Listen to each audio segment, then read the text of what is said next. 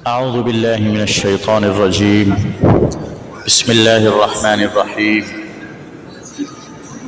إن الذين آمنوا وهاجروا وجاهدوا بأموالهم وأنفسهم في سبيل الله والذين آووا ونصروا أولئك بعضهم أولياء بعض والذين آمنوا ولم يهاجروا ما لكم من ولايتهم من شيء حتى يهاجروا وإن استنصروكم في الدين فعليكم النصر إلا على قوم بينكم وبينهم ميثاق والله بما تعملون بصير. اللہ تعالیٰ نے ارشاد فرمایا، بے شک وہ لوگ جو ایمان لائے اور جنہوں نے گھر چھوڑا اور لڑائی کی اپنے مال کے ساتھ اور جانوں کے ساتھ اللہ کے راستے میں، اور وہ لوگ جنہوں نے جگہ دی اور مدد کی، وہ ایک دوسرے کے ساتھی ہیں، وہ ایک دوسرے کے رفیق ہیں. اور وہ لوگ جو ایمان لائے اور ہجرت نہیں کی، تمہیں ان کی رفاقت سے کچھ کام نہیں جب تک کہ وہ گھر چھوڑ کے نہ آ جائیں. تم کو ان سے کوئی دوستی اور تعلق نہیں ہے جب تک کہ وہ گھر چھوڑ کر نہ آ جائیں، جب تک وہ ہجرت نہ کریں. اور اگر وہ تم سے مدد چاہیں دین میں تو تم پر لازم ہے ان کی مدد کرنا، مگر ان لوگوں کے مقابلے میں کہ ان میں اور تمہارے درمیان معاہدہ ہو، اور تم جو کچھ بھی کرتے ہو اللہ تعالیٰ اس کو دیکھتا ہے.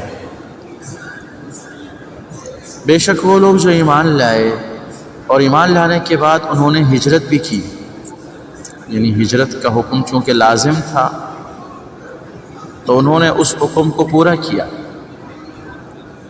ہجرت کرنے پر قادر تھے تو ہجرت کی انہوں نے، اور پھر وقت آنے پر اپنے مال اور اپنی جان سے جہاد بھی کیا اللہ کے راستے. ایک تو یہ جماعت ہے، یعنی ہجرت بھی کی، ایمان بھی لائے، ہجرت بھی کی اور جہاد بھی کیا اللہ کے راستے. اور دوسری جماعت وہ ہے کہ جنہوں نے ان ہجرت کرنے والوں کو رہنے کے لیے جگہ دی، مدد کی، ان کی ٹھکانہ دیا ان کو. یعنی ایک طرف مہاجرین ہیں جو مکہ سے ہجرت کر کے تشریف لے گئے مدینہ منورہ، اور ایک انصار ہیں مدینہ کے رہنے والے جنہوں نے آنے والے مہاجرین کی مدد کی، محبت سے پیش آئے، بھائی چارگی سے پیش آئے، کھلے دل کے ساتھ ان کو اہلا و سہلا مرحبا کہا، ویلکم کیا، ان کو اپنے گھر کھول دیے، مال کھول دیا، تجارتیں کھول دی، سب کچھ پیش کر دیا، ہنستے مسکراتے سعادت سمجھتے. فرمایا یہ دونوں آپس میں ایک دوسرے کے وارث ہوں، یہ دونوں ایک دوسرے کے وارث ہوں. ان میں سے کسی کا انتقال ہو گیا تو وہ اس کا وارث ہوگا، یعنی مہاجرین انصار کے وارث، انصار مہاجرین کے وارث. اور دوسری طرف وہ لوگ جو ایمان تو لائے لیکن ہجرت نہیں کی، ان سے تمہارا کوئی تعلق نہیں ہے. یعنی وہ لوگ جو ہجرت کر کے آئے اور وہ لوگ جو ہجرت کر کے نہیں آئے، یہ دونوں باوجود آپس میں تعلق والے ہونے کے ایک دوسرے کے وارث نہیں بنے جب تک کہ وہ ہجرت نہ کریں.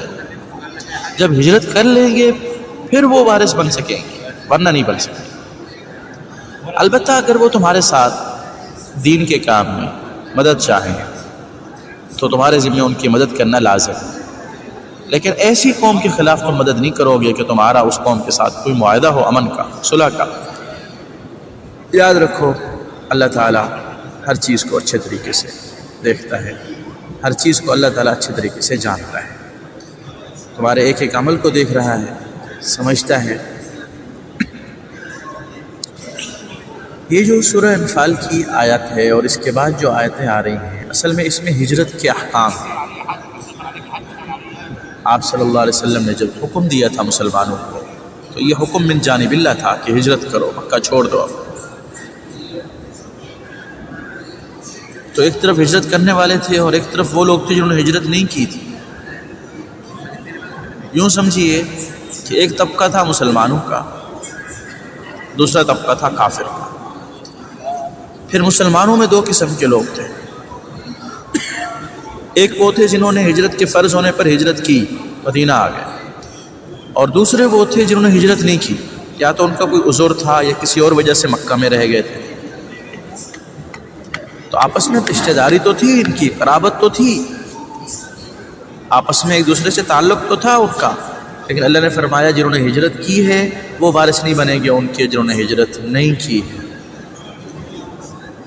وہ سب تو آپس میں وارث بنیں گے جنہوں نے ہجرت کی ہے، لیکن جو ہجرت کر کے نہیں آئے مدینہ کی طرف وہ وارث نہیں بنیں گے ان کے جو ہجرت کر کے آ گئے۔